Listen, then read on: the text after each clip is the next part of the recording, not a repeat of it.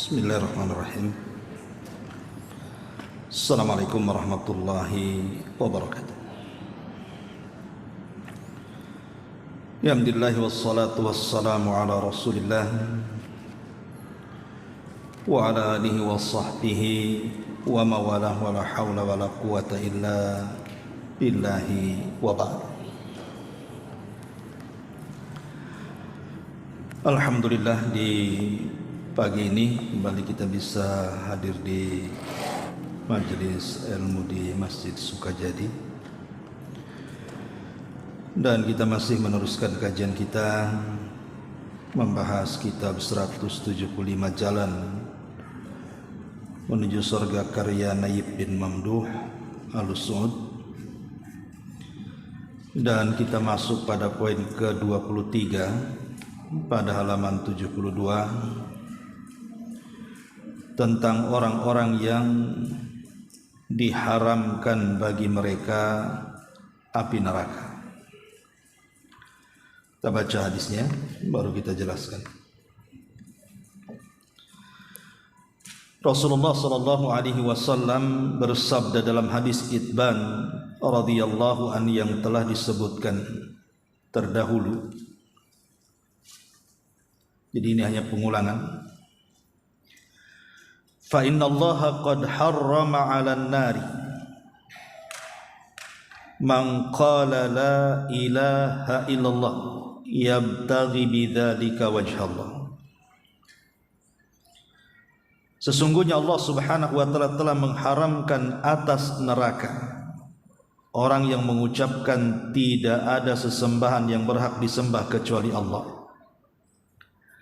di mana dia mengucapkannya karena mengharap wajah Allah Subhanahu wa taala.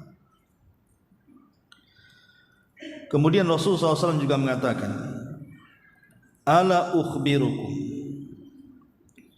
biman yahrumu 'alan nari au biman tahrumu 'alaihin nar ala kulli qaribin hayyinin sahlin. Maukah kalian kuhabarkan tentang orang yang haram atas api neraka atau orang yang api neraka haram atas mereka, di mana neraka haram atas setiap orang yang qarib, kemudian yang lembut dan juga mudah.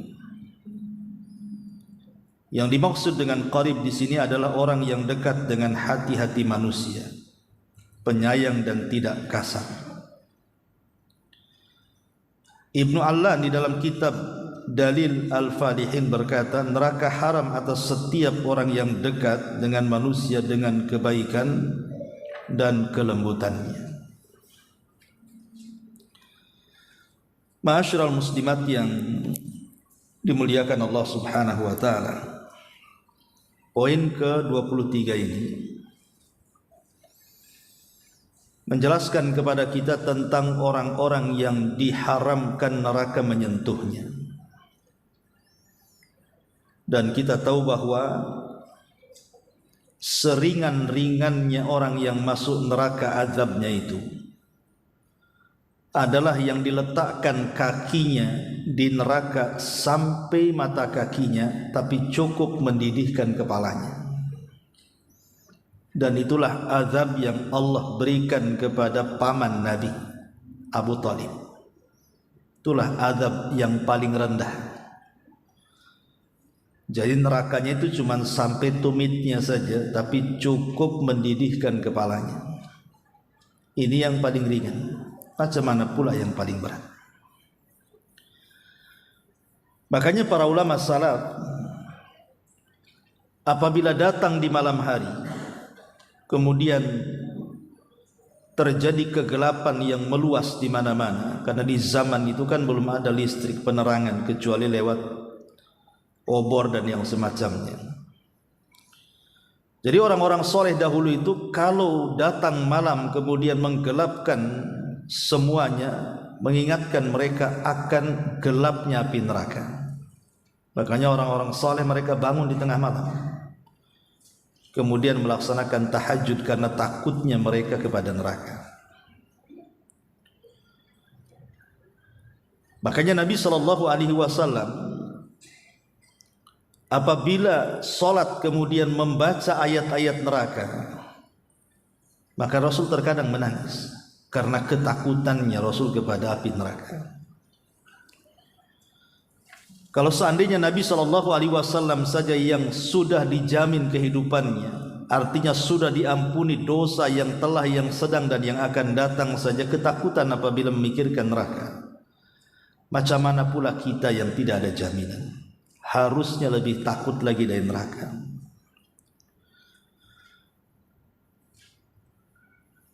Lah di sini ada orang-orang yang tidak akan disentuh api neraka.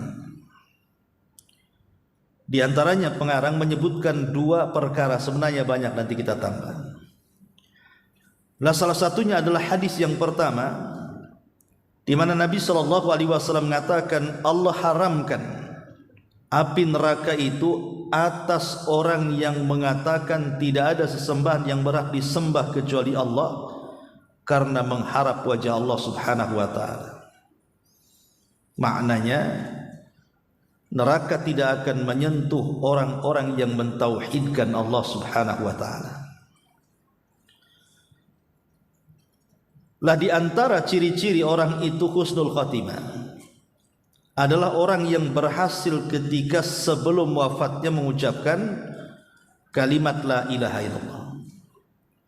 Dalam hadis Rasul mengatakan, man kana akhiru kalamihi la ilaha illallah dakhalal jannah.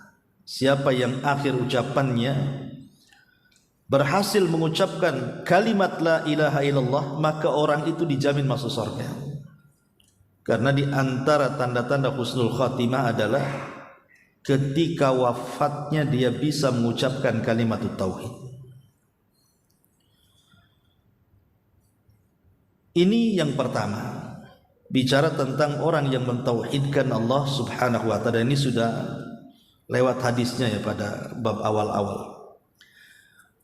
Saya tertarik untuk membahas hadis Nabi yang kedua. Di sini Nabi SAW mengatakan, ala ukhbirukum biman yahrumu 'alan nari au biman tahrumu 'alaihin nar. Maukah kuhabarkan, kata Rasul, tentang orang yang haram atas api neraka atau api neraka haram atasnya. Siapa mereka? Ala kulli qaribin hayyinin sahlin. Kepada orang yang qarib, hayyin dan sahl. Apa maknanya?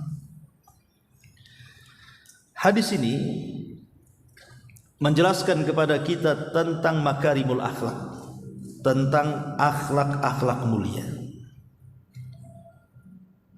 Lah salah satu penyebab orang itu masuk surga dan diharamkan dari api neraka itu adalah orang yang punya tiga akhlak ini. Dan kalau seandainya tiga akhlak ini diterapkan oleh ibu dalam rumah tangga dengan suami atau dengan keluarga, maka rumah tangga itu dipastikan sakinah, mawaddah dan rahmah. Kalau tiga sifat ini mau diterapkan oleh ibu ketika bermuamalah dengan tetangga, maka ibu akan tenang hidupnya, enggak mungkin diganggu tetangganya atau mengganggu tetangganya. Bahkan lebih luas pencakupannya. Kalau hadis ini diterapkan di persidangan, tidak mungkin hakim itu memutuskan perkara yang zalim kepada orang yang datang meminta hukum kepadanya. Atau lebih luas lagi kalau diterapkan di pasar-pasar, tidak mungkin ada percekcokan di dalamnya. Karena tiga sifat ini, inilah yang membentuk karakter manusia. Karakter saya, karakter ibu itu kalau mengamalkan tiga sifat ini, maka ibu terlahir menjadi orang baik. Yang pertama, kullu qaribin. Kullu qarib. Qarib itu bahasa Arabnya, bahasa kitanya dekat. Setiap orang yang dekat. Apa maksud dekat di sini? Di sini pengarang memberikan catatan kalimat qarib Jadi qarib adalah orang yang dekat di hati-hati manusia dengan cara penyayang, tidak kasar karena kebaikan dan kelembutannya. Mungkin lebih mudah lagi untuk dicontohkan. Jadi makna qarib itu adalah orang yang senantiasa hadir di tengah-tengah manusia, tidak pernah membuat sedih orang, mudah menolong tetangganya kesulitan, ditolong sama dia.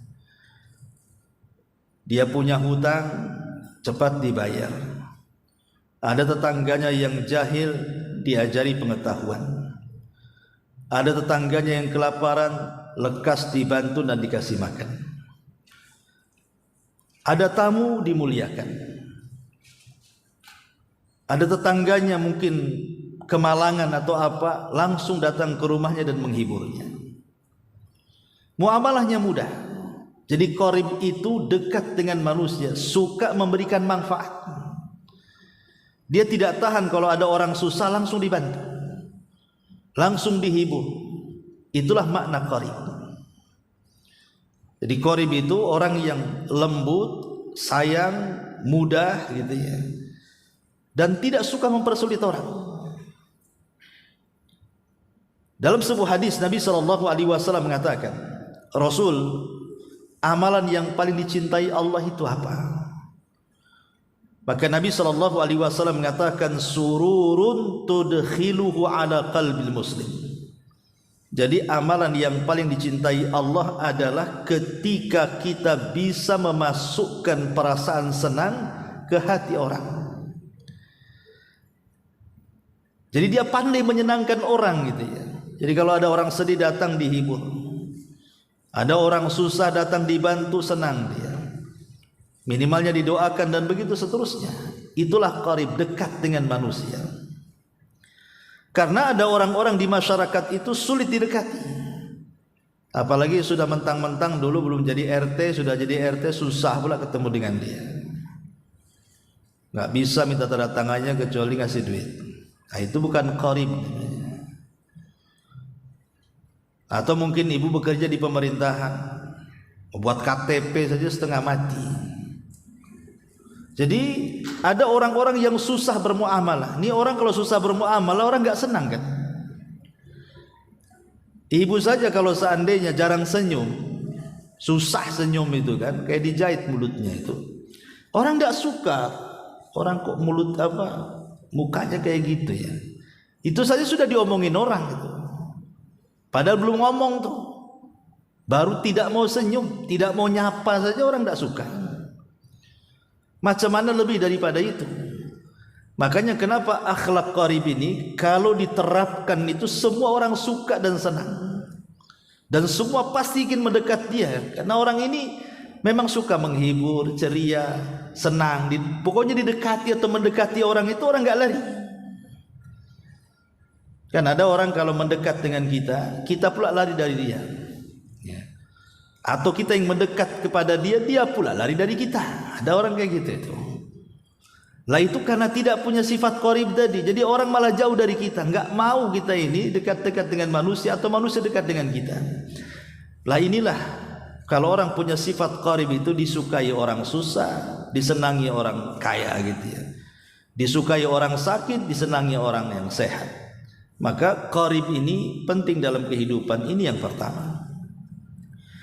Kemudian yang kedua, hayyin. Hayyin itu lebih dekat maknanya kepada tawadhu, merendahkan diri. Mana hayyin itu? Tidak sombong. Walaupun dulu miskin kemudian jadi kaya, ya tetap saja akhlaknya seperti waktu miskinnya. Walaupun dulu belum menjabat kemudian punya jabatan, tetap dia tidak berubah. Karena hati orang mulia itu, Bu, dia tidak akan berubah. Hati orang mulia itu tidak akan berubah. Karena lembut hatinya. Mau dicela ya silahkan, dipuji juga nggak ada masalah. Dikatai-katai orang ya biasa-biasa saja, dipuji orang pun biasa-biasa saja. Itulah hayyin namanya, punya kelembutan dalam hati. Kalau dia muda, dia menghormati orang tua. Kalau dia tua, dia pun memuji anak muda. Pokoknya bagaimana sifat tawadhu, sifat rendah hati. Dan Allah Subhanahu wa taala kalau sudah mengangkat, maka tidak mungkin direndahkan manusia. Sebagaimana kalau Allah sudah merendahkan manusia, tidak mungkin Allah angkat lagi. Dan itu kalau ingin tinggi tingkatannya, ingin diangkat derajatnya, maka jadilah orang hayyin. Hayyin itu artinya orang yang merendahkan hati. Man tawadha'a lillahi rafa'ahu Allah. Barang siapa yang merendahkan hati karena Allah, maka Allah Subhanahu wa taala akan angkat derajatnya. Hayyin, ya, tidak sombong. Orang kalau sombong itu kan nggak suka orang sombong. Siapa aja dia. Yang lebih tidak suka lagi kalau orang kaya sombong. Wajar lah ya, karena ada yang disombongkan. Ini dah kerek miskin sombong. Itu gimana ceritanya? Apa yang dibanggakan orang miskin sombong itu? Kalau cantik, mungkin dia bisa sombong dengan kecantikannya. Ini udah hitam jelek sombong lagi. Ini gimana ceritanya? Apa yang mau disombongkan? Jadi kalau pejabat sombong, mungkin dengan jabatannya dia bisa sombong. Ini tidak punya jabatan apa-apa, dia sombong. Nggak suka orang itu. Makanya Nabi SAW pernah mengatakan bahwa Allah Subhanahu wa taala tidak akan memandang, tidak akan berbicara. Bahkan bagi mereka sudah disediakan azab yang pedih. Bahkan Allah tidak akan membersihkan dosanya. Lah salah satunya apa? Orang miskin yang sombong. Sombong ini dosa besar. Si kaya sombong dosa besar. Si miskin sombong dosa besar. Tapi si miskin sombong itu dosa besarnya lebih besar dibandingkan si kaya sombong. Kenapa? Karena tidak ada pendorong sombong kemudian dia sombong. Kalau orang kaya sombong ada pendorongnya. Loh kok si miskin sombong itu apa yang mendorong dia untuk sombong? Ya. Tetapi Nabi SAW mengajarkan dua-duanya tidak boleh sombong. Baik anda kaya, baik anda miskin, jadilah orang yang tawadhu gitu maksudnya. Orang yang rendah di hayyin. Hayyin itu rendah. Ya, kepada orang tua ya tidak melawan, tidak durhaka gitu. Kemudian dengan tetangga juga tidak merasa dia lebih kaya, sama saja manusia itu. Dia pandang semua orang itu yang lebih mulia adalah yang punya akhlak dan takwa saja. Itu disebut hayyin namanya. Ya. Dan yang ketiga sahlin, memudahkan orang. Memudahkan orang. Ibu kalau umpamanya seorang pembisnis, punya kos-kosan banyak, mudah dengan penyewa. Kan ada orang yang merasa punya kos-kosan, dia mempersulit penyewa. Ketika jual beli juga sama. Kalau kita jadi penjual ya kita mudahkan. Kalau kita jadi pembeli ya kita mudahkan. Jangan jadi pembeli nyulitkan penjual. Contoh, ibu beli kangkung, harganya 2.000, uangnya 100.000, nyari kembalinya setengah mati. Akhirnya pemuter-muter tuh si pedagang itu nyari kembalian. 1 jam yang harusnya sudah dapat uang dari pembeli lain disusahkan pula sama kita. Harusnya kan kita mudahkan. Ya sudah saya tukar dulu. Jangan pedagangnya suruh nukar. Kasian dia. Dia sudah untungnya tak banyak, keliling-keliling tukaran tak dapat-dapat kan. Ujung-ujungnya nggak ada, nggak jadi akhirnya. Apa nggak sedih tuh? Itu bukan memudahkan, Bu. Atau boleh jadi mungkin ibu beli barang harganya itu mungkin 99.000, uangnya 100, berarti kembalian 1.000 kan Bu? Ditunggu yang 1.000 itu. Mana yang 1.000 itu? Parkir aja udah 2.000 Bu ya. Ini yang 1.000 ditunggu juga kayaknya. Mudahkan saja, udah ambil. Kan enak tuh Bu kalau gitu ya. Ambil saja. Itu bagian daripada sedekatus sir itu, walaupun 1.000 perak Bu, tapi tidak sadar kita sedang bersedekah. Itulah memudahkan artinya. Begitu juga mungkin sebagai penjual juga sama, mudahkan pembeli itu. Jangan mempersulit. Sebenarnya dia sudah punya untung, tapi dinaik-naikkan biar untungnya banyak kan itu kan. Akhirnya ujung-ujungnya tak belikan kapok sendiri itu. Mudahkan saja. Boleh jadi mungkin pamannya ibu jual buah-buahan, dia beli sekilo, tambahlah sekilo lebih, nah, kasih sedikit. Itu juga bagian daripada sedekahus sir itu memudahkan namanya. Makanya Nabi SAW mengatakan rahimallahu rajulan samhan idza ba'a wa samhan idza ishtara wa samhan idza qada wa samhan idza iqtada, kata Rasul. Semoga Allah merahmati seseorang yang memudahkan dalam membeli, memudahkan dalam menjual, memudahkan ketika membayar hutang, dan memudahkan ketika memutuskan urusan manusia. Karena ada hakim-hakim itu ketika memutuskan manusia mempersulit dia. Akhirnya ujung-ujungnya baru diputuskan tuh kalau disogok, dia nggak mempermudah orang. Atau mamanya ibu bermasalah dengan orang nih, ibu naik mobil kesenggol orang, akhirnya bertengkar. Kalau bisa ke polisi kita, dalam main-main polisi aja tuh. Kan bisa damai itu kan. Gimana enaknya? Apa kita bawa ke bengkel? Kan enak gitu tuh. Ini ndak langsung maki-maki tuh, udah dimaki duluan. Ibu bermasalah dengan tetangga juga sama. Ya, mungkin apa masalahnya? Oh, masalahnya karena ini tetangga naruh sampah di situ kan. Ya kita kan bisa mudah ngomong baik-baik. Ini kadang enggak. Dia naruh sampah di situ, saya buang juga lah sampah depan dia, biar tahu juga. Teman dendam pula kan. Itu tidak sahal, itu bukan memudahkan artinya. Jadi orang itu kalau punya 3 sifat ini Bu, orang yang sudah supel, qarib gitu ya sama orang, kemudian tidak sombong, orang yang memudahkan. Saya kira Bu, kalau ibu punya suami kayak gini enak tuh. Suami pun kalau punya ibu punya 3 akhlak ini enak juga. Karena nggak mungkin bertengkar orang itu kalau punya 3 sifat ini. Saya yakin nggak akan bertengkar sampai kiamat kalau punya 3 sifat ini. Karena ibu supel dengan orang, tidak sombong, mudah-mudahkan orang. Dari mana timbul pertengkaran coba kalau udah punya 3 sifat ini?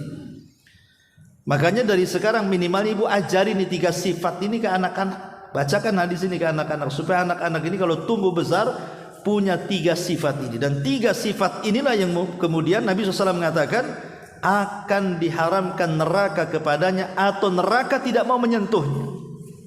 Luar biasa, walaupun sederhana, tapi 3 kalimat ini bisa memperbaiki semuanya dalam segala hal. Hubungan keluarga, hubungan tetangga, hubungan masyarakat, baik di perusahaan, baik dan di pengadilan, baik di kantor pejabat. Kalau 3 sifat ini ada, selesailah urusan dulu.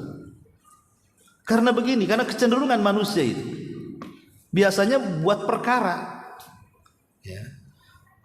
Kecenderungan manusia itu mau nekan orang biasanya seperti itu. Karena merasa dia kuat, ini yang ditekan ini lemah. Main ngancam. Nah, itulah akhirnya jadinya. Kalau hilang 3 sifat ini, akhirnya penuh dendam, main ngancam, merasa besar, merasa banyak uang, merasa kaya, dan begitu seterusnya.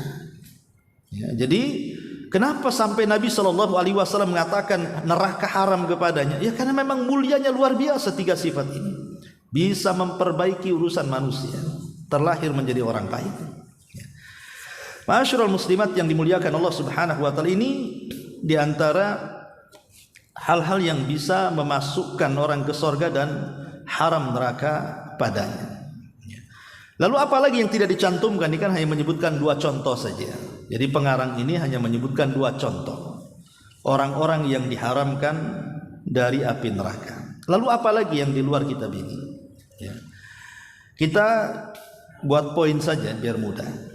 Pertama, tadi sudah disebutkan orang yang mengucapkan kalimatul ikhlas, la ilaha illallah, penuh keikhlasan dan keyakinan. Kemudian yang kedua, berdasarkan hadis yang kita baca, memiliki akhlak yang baik. Dan akhlak baik tercermin dari 3 perkara: qarib, supel, hayyin, orang yang tidak sombong, sahlin, dan orang yang mudah. Kemudian yang ketiga, taghbirul qadami fi sabilillah. Orang yang menginjakkan kakinya di atas debu-debu di jalan Allah Subhanahu wa taala. Artinya orang yang berjihad, orang yang berperang di jalan Allah Subhanahu wa taala. Maka Rasul mengatakan, man ighbarrat qadamahu fi sabilillah sa'atan min naharin fa huwa haramun 'alan nari. Barang siapa yang kedua kakinya penuh dengan debu karena berjihad, maka Allah Subhanahu wa taala akan haramkan padanya api neraka. Ini yang ketiga. Yang keempat, as-salatu, orang yang melaksanakan salat. Nabi SAW mengatakan, harramallahu 'alan nar an ta'kula athar sujudi. Allah haramkan atas neraka untuk memakan bekas-bekas sujud. Nanti pada hari kiamat, seandainya ada seseorang itu Allah takdirkan masuk neraka, kemudian teman-teman di sorga, atau mungkin saudara-saudaranya atau kerabat-kerabatnya Allah takdirkan masuk sorga, maka mereka juga akan memberikan syafaat. Orang-orang yang masuk ke dalam sorga itu akan mampu memberikan syafaat kepada saudaranya yang masuk neraka. Makanya ada hadis yang dulu pernah saya ceritakan tentang sukul jannah, pasar sorga. Jadi sorga itu ada pasar, bukan untuk jual beli, tidak. Pasar ini hanya untuk perjumpaan penduduk sorga dengan kawan-kawannya di dunia yang sama-sama masuk sorga. Maka setiap hari Jumat mereka akan kumpul di pasar itu. Ya, nostalgia, menceritakan soal kehidupan mereka di dunia. Dan ingat, kalau orang sudah masuk sorga, itu memori semua balik. Jadi ibu hafal sejak zaman ibu kecil sampai ibu meninggal, itu semua hafal. Kalau sekarang kan ibu tidak hafal. Coba ibu pulang kampung, ketemu kawan-kawan yang sudah 40 tahun, mungkin gak kenal lagi sudah. Kalau gak kenalan gitu ya. Kadang-kadang udah kenalan pun gak yakin kamu dulu kamu kecil kok sekarang udah jadi besar gini kan. Dulu kamu paling cantik, sekarang kok enggak. Iyalah sudah 60 tahun ya. Artinya kadang-kadang kita ini sudah lupa, Bu, ya kan. Jangankanlah sudah 40-50 tahun gak ketemu. Memori kita mungkin minggu kemarin pernah gibahin orang saja kita lupa. Tapi di akhirat, Bu, itu memori dikembalikan. Jadi kita akan hafal dari masa kecil kita sampai masa wafat kita hafal. Itulah yang dinostalgiakan oleh penduduk sorga itu. Jadi mereka akan menceritakan tentang kondisi dunia. Jadi salah seorang di antara mereka akan bicara tentang teman-temannya yang tidak hadir. Kemana ya si Anu tuh yang biasa kita kumpul, kita reuni, kita ini, kok tak ada pula di sini. Maka dihabarkan kepadanya, Allah takdirkan dia tidak di sorga, dia di neraka. Maka sepakat tuh teman-temannya yang masuk surga itu langsung bangkit dan berdoa kepada Allah Subhanahu wa taala dan mengatakan, ya Rabb, la taqtamilu ladzatina hatta tukhrijahu minan nar. Ya Allah, jangan kau sempurnakan kenikmatan kami sampai kau keluarkan teman kami yang masuk neraka. Ya, dengan syarat tentu yang masuk neraka itu bukan kafir, bukan musyrik, yang enggak dikekalkan di dalamnya maksudnya. Maka Allah Subhanahu wa taala akan berikan syafaat karena permintaan kita. Maka Allah akan utus malaikat, keluarkan orang yang diminta orang itu. Lah malaikat yang akan menjemput saudara kita yang masuk neraka itu, dia tidak akan mengenali kecuali dari bekas sujudnya. Dia kan enggak kenal malaikat itu yang mana satu orangnya.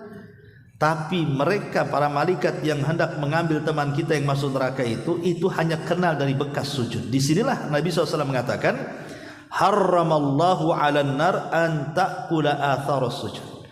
Allah haramkan terhadap neraka untuk memakan bekas sujud. Dan sujud itu berapa anggota? 7.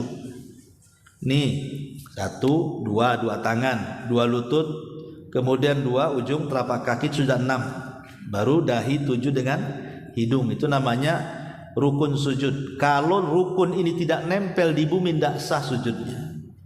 Ibu nempel tumitnya saja, tangan sama dahi, kakinya pula jingkat ke atas. nggak sah sujudnya. Ya. Atau umpamanya sudah benar, tangannya pula diangkat dan nempel, nggak sah. Jadi 7 anggota sujud harus nempel di bumi. Lah itu disebut asar sujud tuh di situ. Nanti akan bercahaya. Neraka tidak akan makan itu 7 anggota sujud itu. Lah malaikat kenal dari situ. Dan Allah haramkan tuh bekas-bekas sujud itu disentuh api neraka, karena malaikat akan kenal orang-orang yang dapat syafaat dan diambil neraka itu dari situnya. Maka beruntunglah orang yang banyak sholat. Beruntunglah orang yang banyak sholat, baik wajib atau sunnah. Ini juga diantara yang keempat yang neraka haram padanya. Yang kelima, al-muhafadhatu ala arba raka'atin qabla zuhri wa arba ba'daha. Orang yang menjaga 4 rakaat qabliyah sebelum zuhur dan menjaga 4 rakaat ba'diyah setelah zuhur. 4 rakaat sebelum zuhur, 4 rakaat setelahnya. Tentu yang ba'diyah itu ya sebelum zuhur itu 4 rakaat, sama 2 rakaat setelah zuhur. 2 rakaat itu tambahan saja. Jadi semua ada 8 gitu ya. Disebutkan dalam hadis Nabi SAW, man hafadha 'ala salawatil khamsi ala wudu'iha wa mawaqitiha. Man hafadha 'ala arba'i raka'atin qabla dhuhri wa arba' ba'daha harramallahu 'alan nar. Siapa yang menjaga 4 rakaat sebelum zuhur, maksud 4 rakaat ini 2 rakaat salam 2 rakaat salam maksudnya, bukan 4 rakaat sekali salam, tidak. 2 rakaat salam 2 rakaat salam, itu namanya 4 rakaat. Baru zuhur, setelah zuhur tambah lagi 4 rakaat, 2 rakaat salam 2 rakaat salam. Maka Nabi SAW mengatakan, harramallahu 'alan nar. Allah haramkan orang itu dimasukkan ke dalam neraka. Maka beruntunglah orang-orang yang bisa menjaga 4 rakaat sebelum zuhur dan 4 rakaat setelah zuhur. Ini yang kelima. Yang keenam, zikrullahi wa tauhiduhu indal mauti. Berzikir kepada Allah Subhanahu wa taala dan mentauhidkan Allah indal mauti, ketika menjelang wafatnya. Maksudnya apa di sini? Ada zikir. Jadi ini yang nomor 6 ini terkhusus bagi orang-orang yang sakit parah. Ya, jadi kalau ada seseorang itu sakit parah dan kayaknya nggak lama lagi hidupnya, maka bacalah zikir ini. Jadi ini bisa ibu wasiatkan kepada saudara yang sedang sakit parah, kasih amalan gitu bahasa kitanya, bacalah doa ini. Apa itu? Dalam hadis Nabi SAW mengatakan, Nabi SAW bersabda, idza qala al-'abdu la ilaha illallah wallahu akbar, la ilaha illallah wallahu akbar, yaqulullahu azza wa jal sadaqa abdi, la ilaha illa ana wa ana akbar. Wa idza qala al-'abdu la ilaha illallah wahdahu, qala sadaqa abdi la ilaha illa ana wahdi. Wa idza qala la ilaha illallah la syarika lah, qala sadaqa abdi la ilaha illa ana wa la syarika li. Wa idza qala la ilaha illallah lahul mulku wa lahul hamdu, qala sadaqa abdi la ilaha illa ana lil mulku liyal mulku wa liyal hamdu. Wa idza qala la ilaha illallah wa la haula wa la quwwata illa billah, qala sadaqa abdi la ilaha illa ana wa la haula wa la quwwata illa bi. Thumma qala an-nabi sallallahu alaihi wasallam, wa man ruziqahunna inda mautihi lam tamassahun nar. Apa kata Rasulullah? Apabila seorang hamba berkata seperti ini, la ilaha illallah wallahu akbar, titik, ya, la ilaha illallah Allahu akbar, tidak ada sembahan yang berhak disembah kecuali Allah dan Allah maha besar. Maka kalau ibu mengucapkan kalimat ini, maka Allah yang ada di langit akan mengatakan, hambaku telah benar dengan ucapannya, karena memang tidak ada sesembahan yang berhak disembah kecuali saya, dan saya memang akbar, maha besar. Jadi bisa ketika sakit parah perbanyak tauhid dan takbir, la ilaha illallah Allahu akbar, la ilaha illallah Allahu akbar. Atau kalimat yang kedua,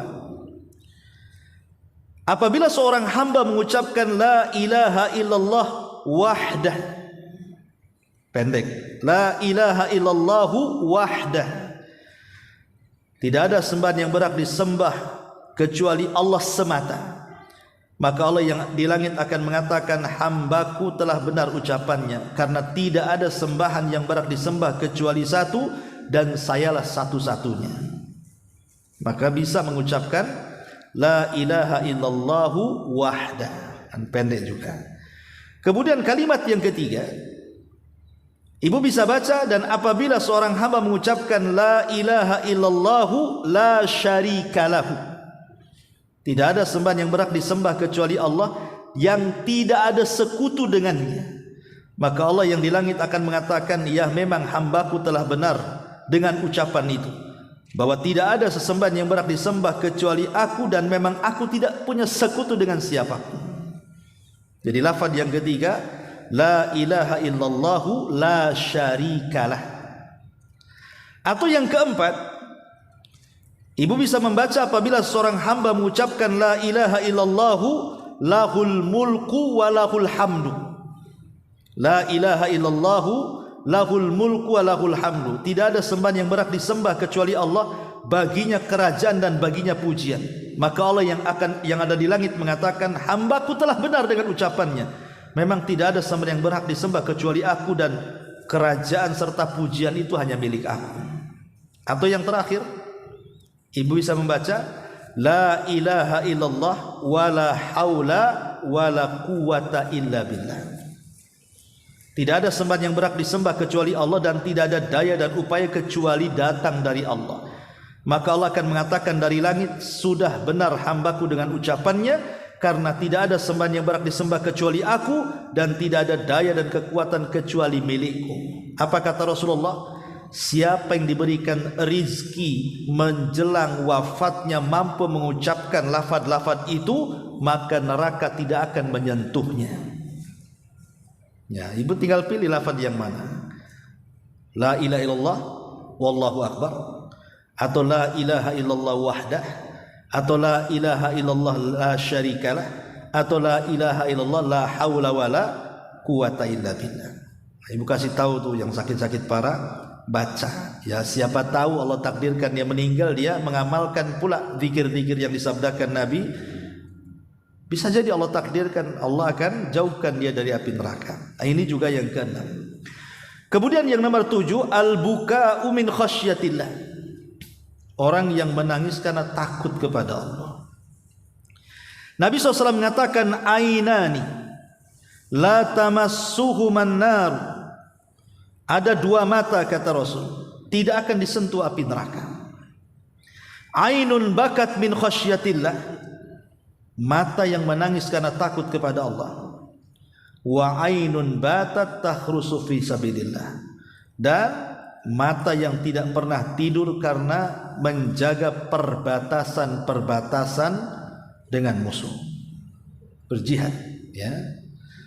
Lah salah satunya adalah ainun bakat min khasyatillah, menangis karena takut kepada Allah. Karena umumnya ibu kalau menangis itu kan karena mungkin kurang belanja, kayak anak gitu, duh kenapa kurang belanjanya, nangis akhirnya. Ya, tengok rumah tetangga bagus, rumahnya jelek, nangis kan itu. Tasnya bagus, orang lain bermerek, ini pakai kresek, nangis gitu kan. Jadi ada orang itu nangis itu kan urusan akhirat, urusan dunia. Lah tangisan urusan dunia ini nggak masuk dalam hadis ini. Ya, jadi maksudnya tangisan yang tidak akan disentuh api neraka itu kalau betul-betul nangisnya karena takut kepada Allah, takut neraka, takut nggak masuk surga, takut ibadahnya nggak diterima, dan begitu seterusnya. Itulah maksudnya api tidak akan menyentuh mata-mata yang seperti ini. Ini yang nomor 7. Yang nomor 8, ghaddul basari, mampu menundukkan pandangan. Nabi SAW mengatakan, salasun la tur'a yunuhumun nar, 3 kelompok di mana mata-mata mereka tidak mungkin disentuh api neraka. Salah satunya adalah ainun ghadab an maharimillah, mata yang senantiasa ditundukkan dari yang diharamkan Allah Subhanahu wa taala.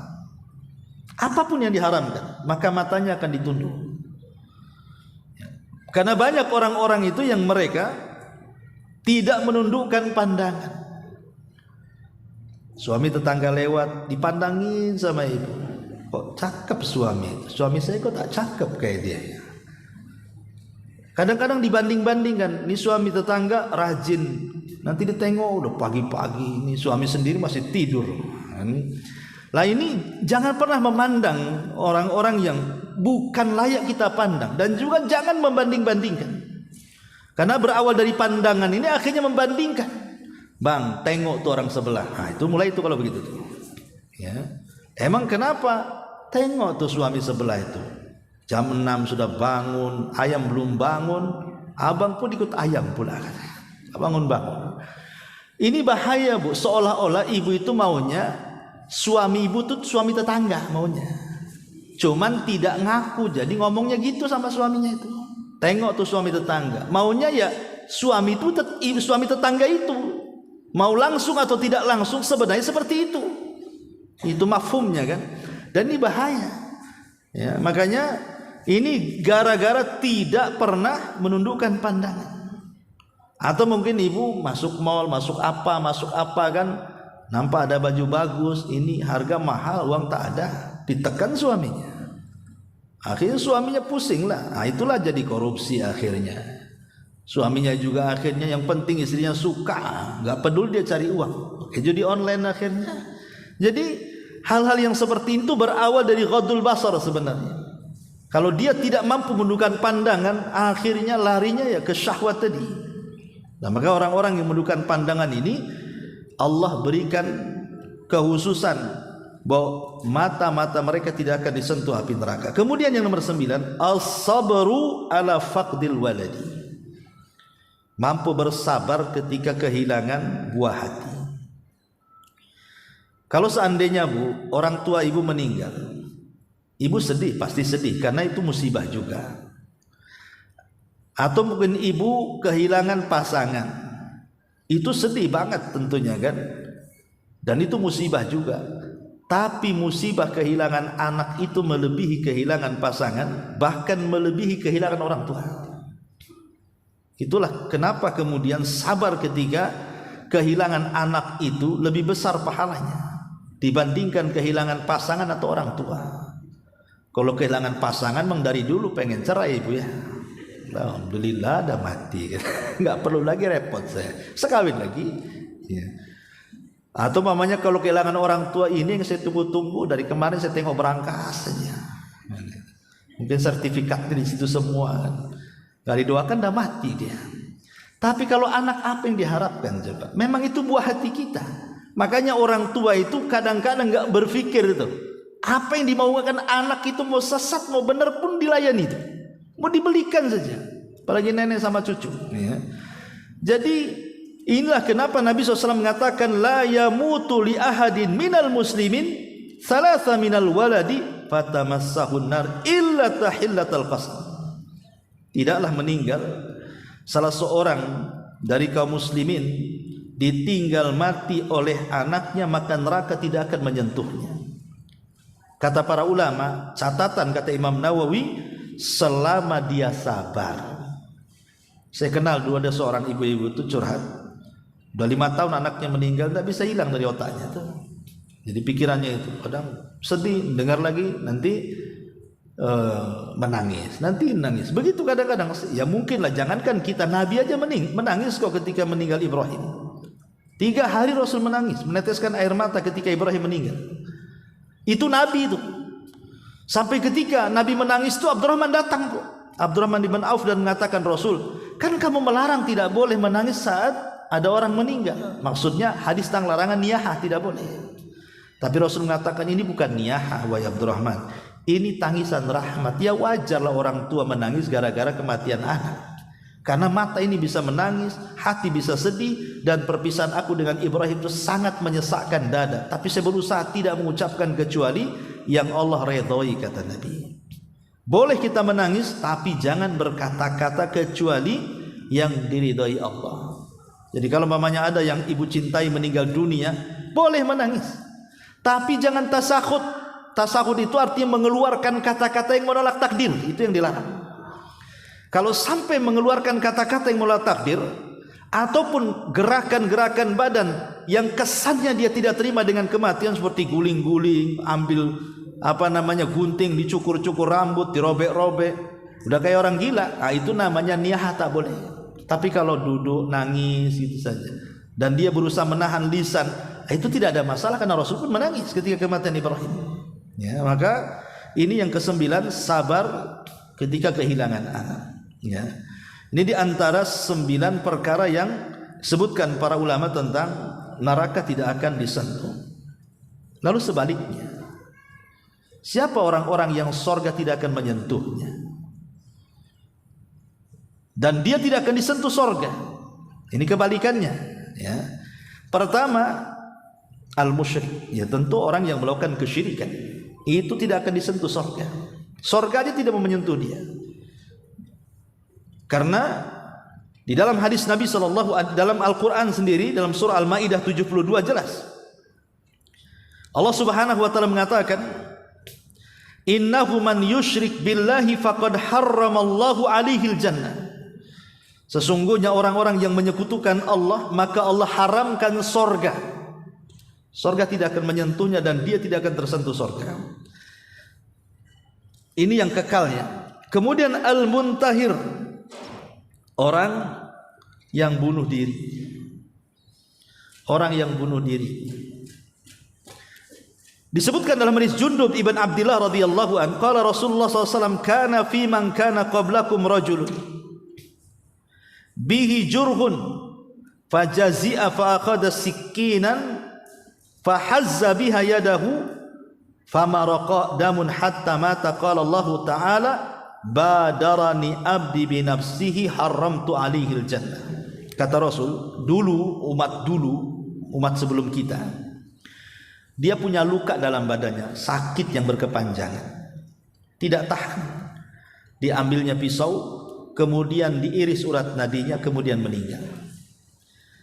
Setelah meninggal dipanggil oleh Allah Subhanahu wa ta'ala dan mengatakan, badarani abdi binafsi, hambaku telah mendahului takdirku dengan dirinya, maka aku haramkan sorga padanya. Maksudnya di sini, apakah orang bunuh diri kekal di neraka? Tidak. Kekal itu dalam bahasa Arab ada 2 makna. Pertama, kekal yang tidak keluar dari neraka. Yang kedua, kekal saking lamanya, tapi keluar juga di neraka, tapi akan lama di neraka. Lah itulah orang-orang yang bunuh diri itu. Dia akan masuk neraka lama sekali baru dikeluarkan.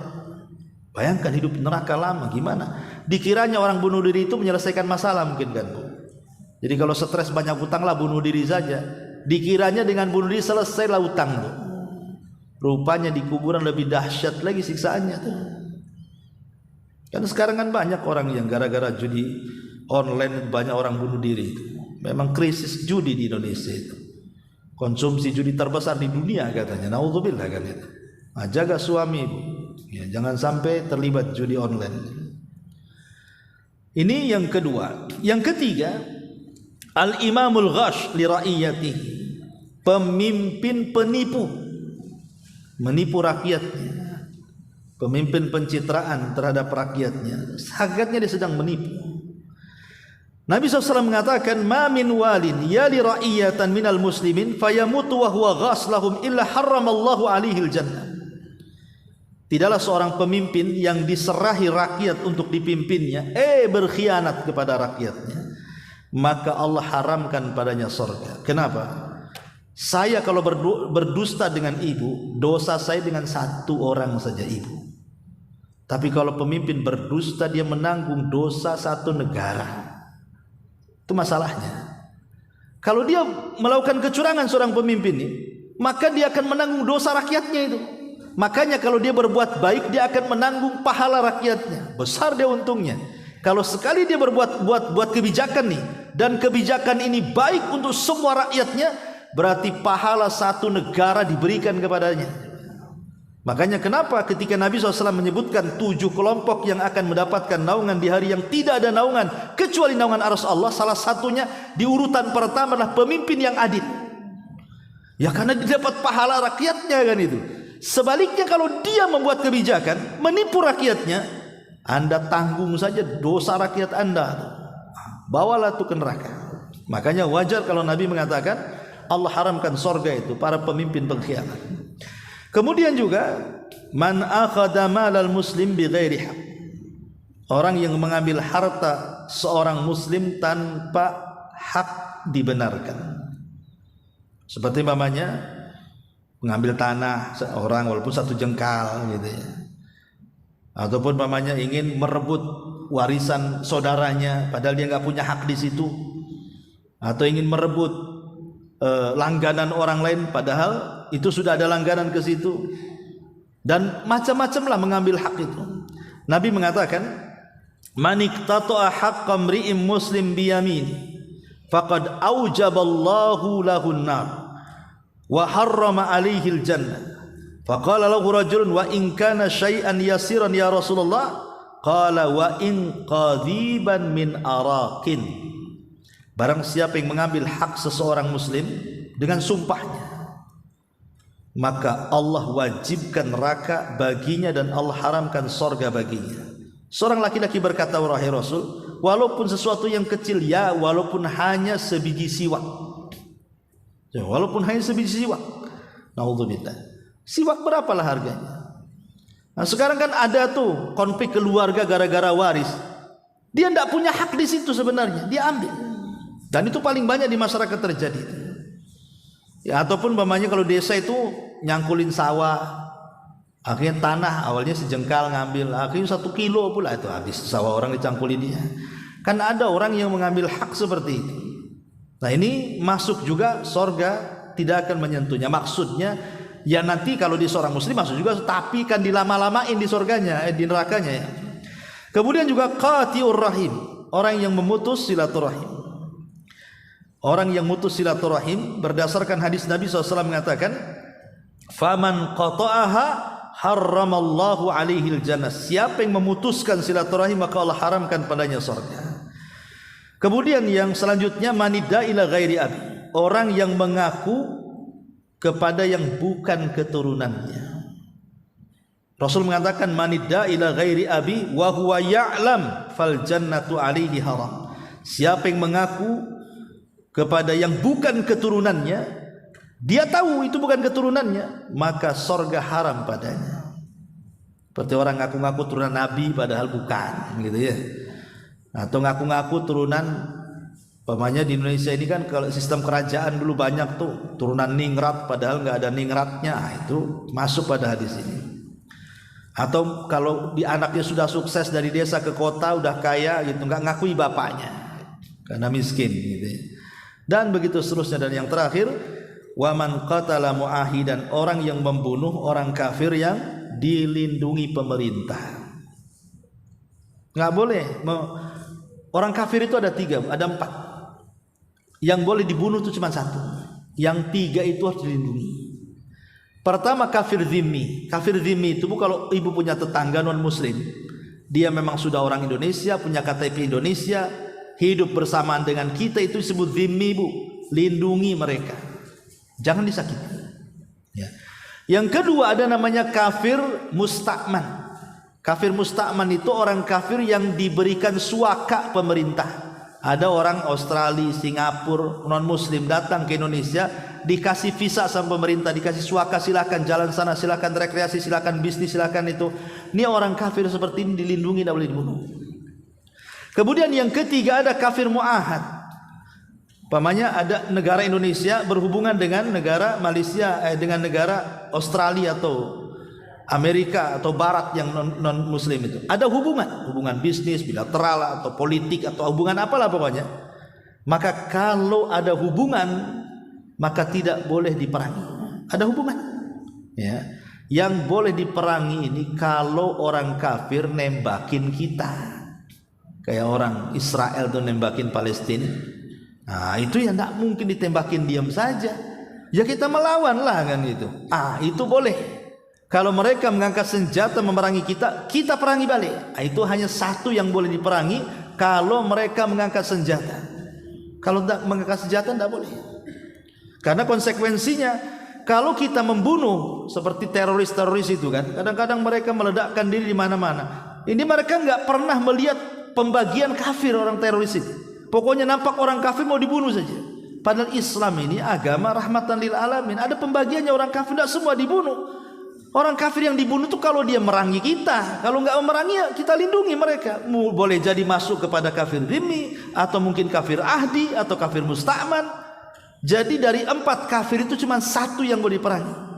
Yang 3 ini tidak boleh, haram. Kalau kita perangi, maka Rasul mengatakan man qatala mu'ahadan fi ghairi kanhihi haramallahu alaihil jannah. Siapa yang merangi kafir mu'ahid, maka Allah haramkan padanya surga. Wallahu a'lam.